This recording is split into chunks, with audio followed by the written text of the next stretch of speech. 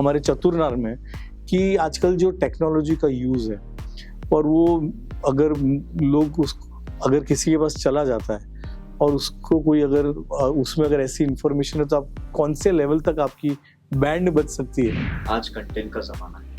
आज आपको एक्टर्स भी वैसे ही चाहिए जो वो उस दौर को जी चुके हैं, अपनी ऑडियंस से कनेक्ट कर चुके हैं और उस किस्म के किरदार निभा सकते हैं। Actually, I'm very critical person. I see a lot of faults in my movies. So मुझे लगता है अरे ये ठीक होना चाहिए, ये ठीक होना चाहिए। तो there was definitely a lot of pressure on me for re-release. But फिर I put my foot down. I said नहीं ये तो मुझे वापस re-edit करना पड़ेगा। re-release करना है order re-edit। वो तो भगवान की दया से जब जो भी किरदार करता हूँ हीरोइक लगता है, चाहे वो विलेन हो या चाहे वो हीरो हो, वो थोड़ा हीरोइक लगता है। वो मेरे में एक इनबिल्ट।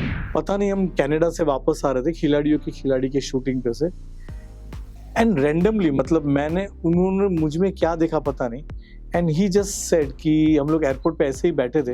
हर शहर से लोग दो जगह से आते हैं, या तो नाले के किनारे से या तो नदी के किनारे से, लेकिन आज इन तीन चतुर के किनारे बैठकर मैं तो बड़ा खुश हूँ।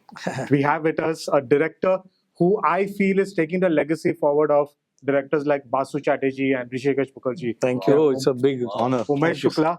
We have somebody who's genuinely so good at heart and also good on screen, Neil Nitin Mukesh. And the person who knows I'm so fond of her. Every time I meet her, I call her a Disney princess in reality. Divya Khosla. So welcome to Telechakkar.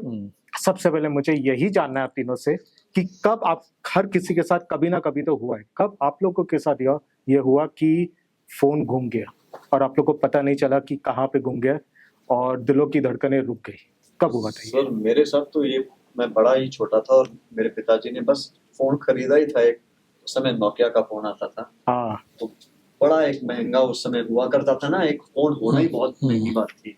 एक phone call पता नहीं कई रुपए लगते थे एक phone. तो मैं अपने एक्टिंग वर्कशॉप्स करता था और वहाँ से वापस आ रहा था और मैं बस में ट्रैवल करता था और मेरे बस में मेरा फ़ोन छूट गया। तो पहली बार मुझे एहसास हुआ कि भाई यार इसके बाद तो फ़ोन आने वाला है नहीं। बट ये एक फ़ोन से लगाव होना तब से शुरू हो गया। तब से शुरू हुआ। इससे मुझे एक और सवाल है कि नील नितिन मुकेश बस से ट्रैवल करता था? हाँ, क्यों ये buys everyone shocked when I tell them my story. Because obviously Mukesh दिखता हूँ ऐसा, but हमारी परवरिश बड़ी ही नॉर्मल थी। And in fact मैं अपने एक्टिंग क्लासेस के लिए मलाबा हिल्स से महाड़ा था हर दिन। BST बस से जाता, लोकल ट्रेन से जाता, ऑटो रिक्शास में घूमता। I don't think that should be something that should be glorified or said. Very normal. It's supposed to be. I mean ये मेरा संघर्ष था और आज भगवान की दया से यहाँ पर पहुँचा हूँ कि गाड़ी है, ठीक है, बट आई थिंक हमारी परवरिश हम सभी की ऐसी हुई है। Very nice.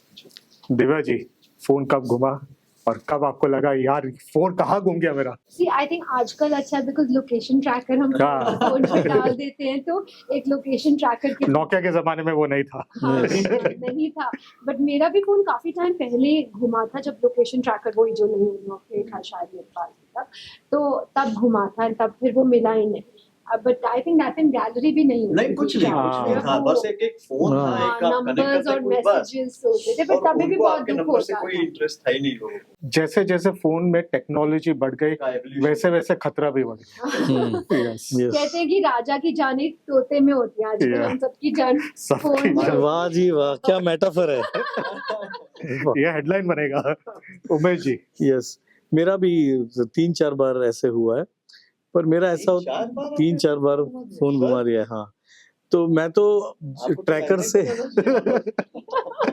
जब तभी ट्रैकर नहीं था, पर जो आदमी ने एक बार मेरा फोन लिया था वो कहीं से दूसरे को ट्राई कर रहा था, तो वो बस स्टॉप पे खड़ा था, बाजू वाले को पता चल गया कि उसका फोन नहीं हो सकता है जिस तरह का फोन है वो। तो उसने उसका हाथ पकड़ लिया और तब मैं फोन किए ही जा रहा था वो नंबर भी दूसरे नंबर से, तो उसने पकड़ के रखा था। मैं वहां गया, वो फोन तो लिया मैंने, मुझे लगा कि ये एक्चुअली चोर वोर नहीं है पर उसके हाथ में आ गया है और उसको कहीं से पैसे मिल जाए, तो मैंने फोन भी लिया, उसको थोड़े पैसे भी दिए कि भाई तू रोटी खा लेना, पर आइंदा ऐसा कुछ करना मत।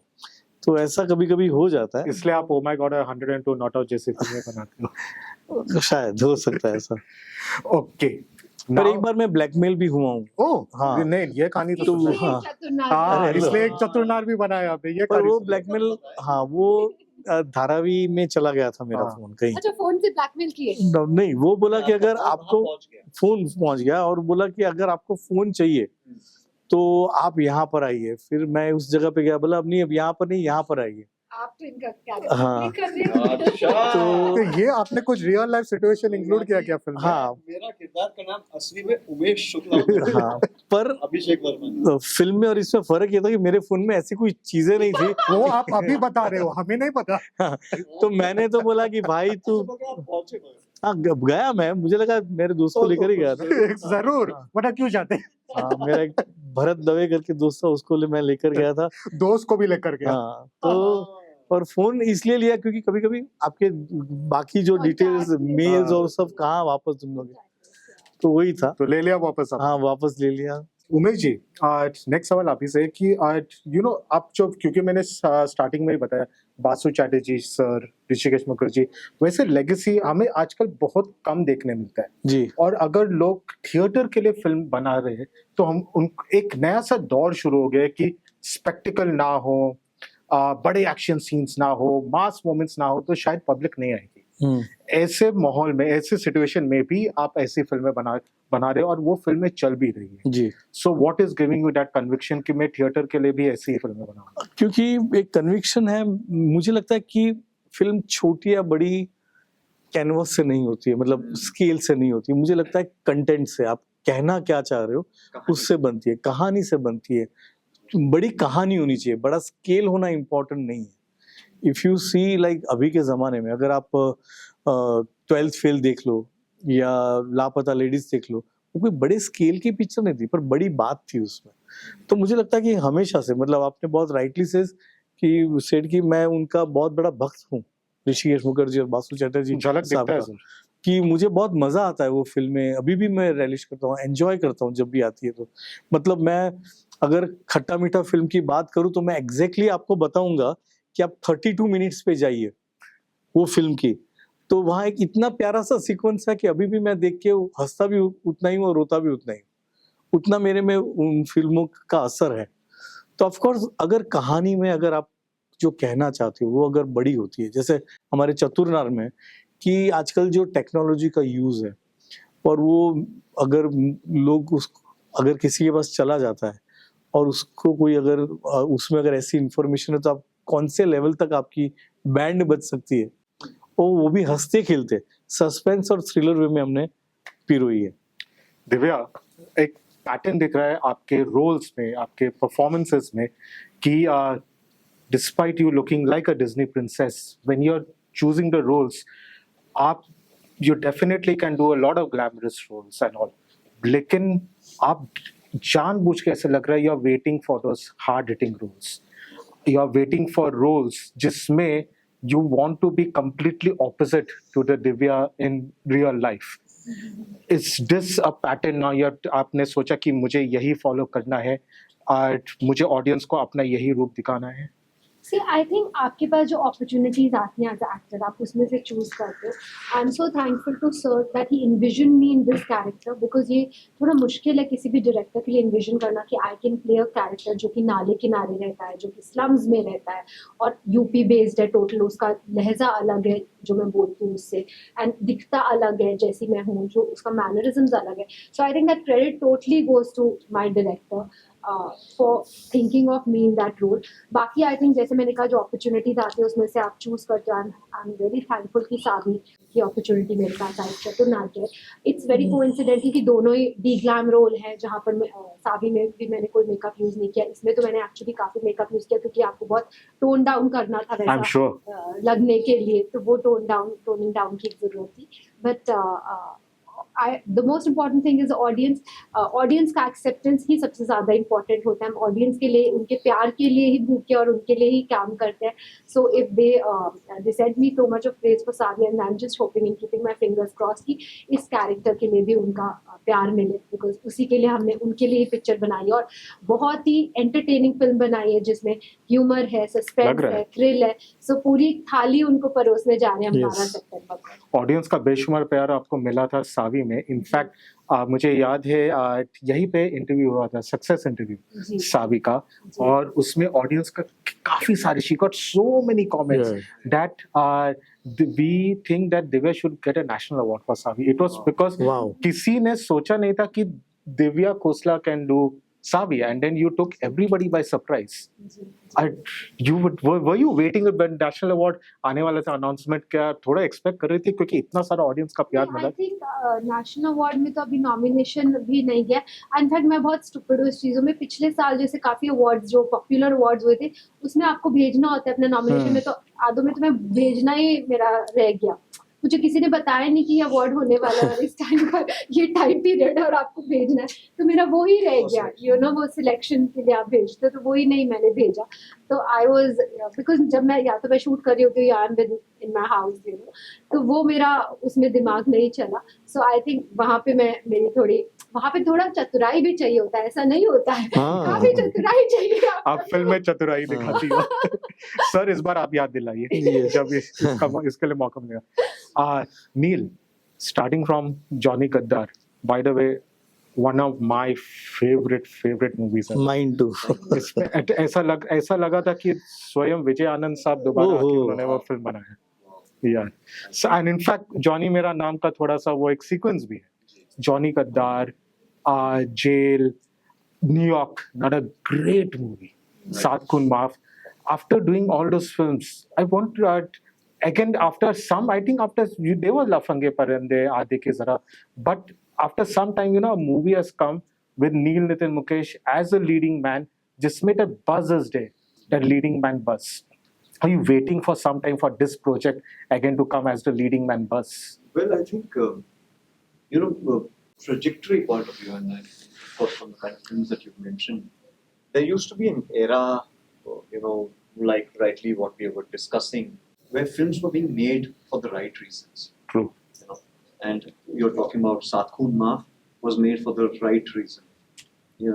New York was made for the right reason. Johnny Gaddar especially. Then came an era where they were only being made as canvas films, like you again had mentioned earlier. I think वो दौर वापस हट गया है. अब लोगों को एहसास हो रहा है, और जैसे सर ने भी कहा कि आज कंटेंट का जमाना है. आज आपको एक्टर्स भी वैसे ही चाहिए जो वो उस दौर को जी चुके हैं, अपनी ऑडियंस से कनेक्ट कर चुके हैं और उस किस्म के किरदार निभा सकते हैं. मेरे लिए तो ये किरदार literally was god sent. And of course पूरा ही मैं श्रेय अपने डायरेक्टर उमेश शुक्ला जी और कास्टिंग टीम विश्वास जी और सब जिन्होंने मेरा नाम लिया भी इस फिल्म के लिए. मैं उनका बड़ा ही शुक्रगुजार हूँ, दिव्या का, कि उन्होंने इस लायक समझा कि इस kind of character. We were very happy to have you on board, Neil. When you came on board, I told him also कि sir और मैं discuss करते थे कि we are so happy. He's a marvelous actor. Such a fabulous actor on board. और इन्होंने नागिन को मतलब बहुत. I love what you all were doing in the trailer. ऐसा लग रहा था श्रीलंका बांग्लादेश का मैच चल रहा है. ये मेरा कभी भी ये जजमेंट नहीं रहा है कि बड़ी फिल्म कितनी है, छोटी. जैसे मैंने साहूर जितनी बड़ी फिल्म भी की है, और वो भी एकदम बाहुबली के साथ बाद प्रभास के साथ टक्कर देना प्रभास को वो भी, और विजय इलाया दलपति के साथ कत्थी की है जो कि बहुत बड़ी बहुत बड़ी हिट है. वो भी करीबन 300-350 करोड़ की बहुत बड़ी ब्लॉकबस्टर. उसके लिए तो मुझे इतने सारे पुरस्कार मिले हैं. आप पैन इंडिया कर रहे थे जब पैन इंडिया वर्ड को यूज नहीं कर रहा था. सही मायने में तो साहू इंडिया की पहली पैन इंडिया ऐसी फिल्म थी, क्योंकि पहली बार हमने हिंदी, तेलुगु और तमिल 3 भाषाओं में शूट किया साइमल्टेनियसली, वो भी इस पैमाने पर.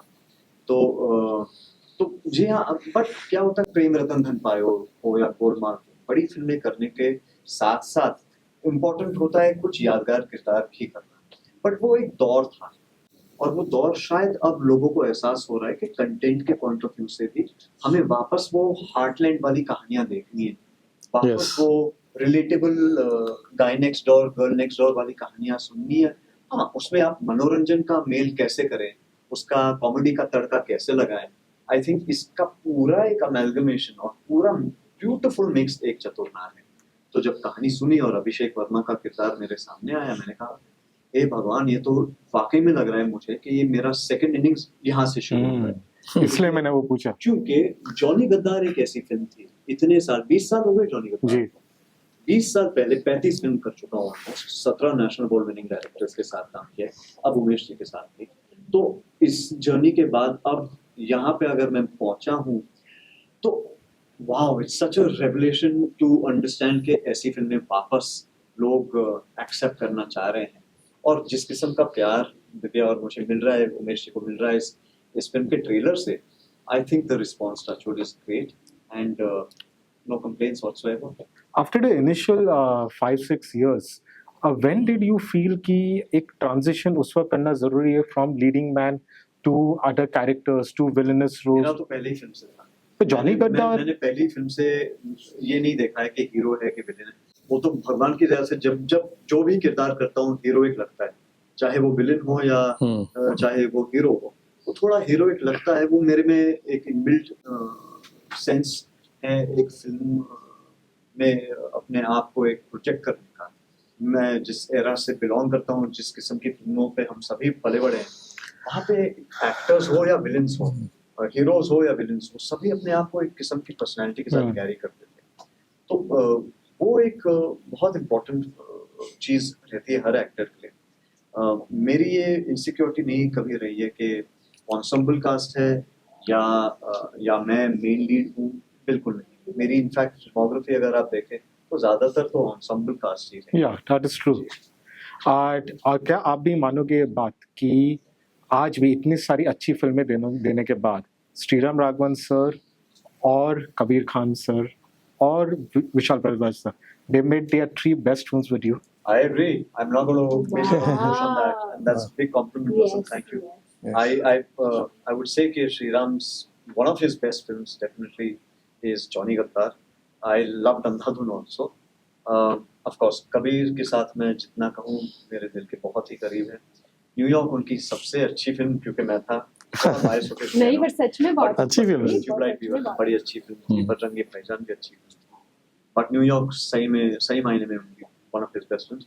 And of course I think Vishal sir के साथ तो बहुत सारी फिल्में उन्होंने बड़ी अच्छी फिल्में की, मेरे पिता समान हैं, मैं उनका बड़ा आदर करता हूँ, हमेशा उनके पैर भी छूता हूँ।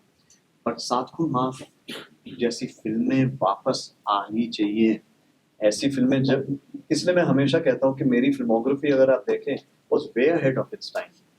डेविड हो या वजीर हो या आधे के जरा हो या पंगे परिंद हो, जॉनी, तो Jail one of Madhur sir's best films. Indu Sarkar, तो ये सारी फिल्में बड़ी अपने समय से थोड़ी आगे थी। Umesh ji, not many know this. आपने अपने करियर की शुरुआत बतौर डायरेक्टर नहीं, एक्टर, और वो भी एक villainous role, and that too जब ये विलेनस रोल पॉपुलर नहीं था, it was a transgender film. No, it was not a transgender. But you were playing I was like a playing male cross-dresser. and female Yeah, both. transvestite. Yeah, Yes. it was a male and female. Yara Dildar. यार गद्दार, Yaar Dildar. यार गद्दार, Yaar Gaddar. मिथुन दादा और Saif And Ali Saif hero Ali थे। Khan. How was the journey from starting as a villain, then a supporting role in खिलाड़ियों का खिलाड़ी, Yeah. and then coming to direction? क्या आपको हमेशा से डायरेक्टर ही बनना था? पहले से बनना था। मैं जब क्योंकि मैं थिएटर से, तो थिएटर में मैं एक्टिंग भी करता था और डायरेक्ट भी करता था। और उस वक्त मैंने एक प्ले किया था साइको, जो हिचकॉक की फिल्म थी, उसके ऊपर से प्ले बना था। Wow. तो I was playing Anthony Perkins character. Norman Bates, yes. I was playing Norman Bates character जो था। तो ऑफ कोर्स वो फिल्म की वजह से मुझे यार गद्दार मिली थी, एंड देन वो फिल्म नहीं चली थी। ऑफ कोर्स मुझे बहुत मेरे दिल के करीब थी, पर मुझे वो फिल्म के बाद फिर फिल्म नहीं चलती है तो आपको फिर दोस्तों के रोल मिलते हैं। तो फिर वो कर रहा था, पर मैं खुश नहीं हो रहा था। और तभी एक पीटर परेरा करके बहुत ही सीनियर सिनेमेटोग्राफर थे, पता नहीं हम कनाडा से वापस आ रहे थे खिलाड़ियों की खिलाड़ी के शूटिंग पे से, एंड रैंडमली, मतलब उन्होंने मुझ में क्या देखा पता नहीं, एंड ही जस्ट सेड कि हम लोग एयरपोर्ट पे ऐसे ही बैठे थे, तभी लाउंज वाउंज नहीं हुआ करती थी, हम ऐसे ही बैठे हुए थे और पीटर परेरा साहब ने कहा था कि तू एक दिन है ना बहुत अच्छा डायरेक्टर बनेगा। And randomly he said that. इतना बड़ा डीओपी, मतलब इतने बड़े सिनेमाटोग्राफर, और ऐसा हो ना कि उन्होंने कोई मेरी काबिलियत देखी हो, मैं अगर किसी को हेल्प कर रहा हूँ, ऐसे ही उन्होंने बोल दिया था। तो मैंने बोला सर मैं तो सिर्फ थिएटर में प्लेस करता। बोला नहीं नहीं, you have a sense, you will do it. And somehow फिर वो जर्नी जो जैसे जैसे आगे बढ़ी, और मैं प्लेस तो डायरेक्ट करता ही था, और जैसे प्लेस में मैंने काफी थ्रिलर किए थे, पर जब फिल्म में ऐसा होता है कि आपकी एक फिल्म अच्छी जाती है तो आपको उसी तरह की फिल्मों की स्क्रिप्ट मिलती है। तो I was waiting for a right script कि जिसमें मैं अच्छा थ्रिलर बना सकूं। देन ऑफ कोर्स चतुनार की जब स्क्रिप्ट आई, जीशान और सब लेके आए, तो मुझे इतना अच्छा लगा, मुझे लगा ये स्क्रिप्ट जो है उस पे काम करते हैं। एंड फाइनली विथ ह्यूमर का तड़का जो मेरी हर सब्जेक्ट में रहता है, वो करते करते चतुरनार आपके सामने। लवली। दिव्या जी, आपके लिए मेरा लास्ट क्वेश्चन है, आपके लिए मेरा लास्ट क्वेश्चन है। Going back to Neil after that quickly, I'll finish. So, looking back at your filmography and all, you were also a director, and both your movies, first movie was also obviously very successful. Even Sanam Re people has a lovely following. You know, एक दौर आ गया of re-releases का. Ever thought so of re-releasing Sanam Re, considering what happened with Sanam Teri Kasam and some other movies? You felt like doing Yes, that? there was a lot of pressure on me, but as a filmmaker, actually I'm a very critical person. I see a lot of faults in my movies. So मुझे लगता है अरे ये ठीक होना चाहिए था, ये ठीक होना चाहिए था। तो there was definitely a lot of pressure on me for re-release, but फिर मैंने I put my foot down. I said नहीं, ये तो मुझे वापस re-edit करना पड़ेगा। अरे तो बाप रे। re-release करना है, I want to re-edit. तो Very good approach. Yeah, I'm very honest. yeah. So, and Neil, looking back at your filmography, there is, considering especially in the thriller genre, and you have done a lot of films like that, right? There's always scope for sequel. Bana nahi hai lekin. Is any movie of yours you look back, you feel that this is right for it? They can be a part of it. And I think Johnny Gaddar. But your Johnny character Gaddar. died in the. So, You can how do you know? You were wearing that. I mean, there are multiple Yeah. Ways to- ways Yes. to tell a story. Like I feel even in Chaturnar Can have a prequel or have a something. prequel. And no, I mean, and not see. Sometimes what happens, the title in itself is a universe Yeah. that can be carried on. You can have the same actors, Different a different story, Yeah. the same actors, and a different इस plot. बार नील नाले किनारे वाले बनेंगे और मैं नदी किनारे वाले। Yeah, why not? फिर आपको मेकअप करने की बिल्कुल जरूरत ही नहीं पड़ेगी। वाह। वो भी है। मेरी आधी शिफ्ट इसको वो करने में जाएगा। Sir, you're not recasting me. I'm telling you now. चलो, That's not- अनाउंसमेंट हो गया मेरे इंटरव्यू में एक चतुरनार पार्ट 2 का, Yes. नील के साथ ही। नील के साथ, दिव्या के साथ।